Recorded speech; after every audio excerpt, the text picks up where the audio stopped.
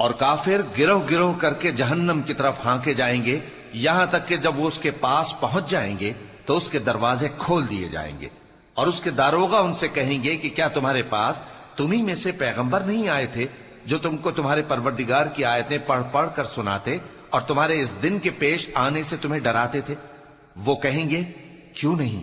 لیکن کافروں کے حق میں عذاب کا حکم ثابت ہو چکا تھا۔ کہا جائے گا کہ دوزخ کے دروازوں میں داخل ہو جاؤ، ہمیشہ اس میں رہو گے، سو تکبر کرنے والوں کا برا ٹھکانہ ہے۔ اور جو لوگ اپنے پروردگار سے ڈرتے ہیں ان کو گروہ گروہ کر کے بہشت کی طرف لے جایا جائے گا، یہاں تک کہ جب وہ اس کے پاس پہنچ جائیں گے اس حال میں کہ اس کے دروازے کھولے جا چکے ہوں گے، اور اس کے داروغہ ان سے کہیں گے کہ تم پر سلام ہو، تم بہت اچھے رہے،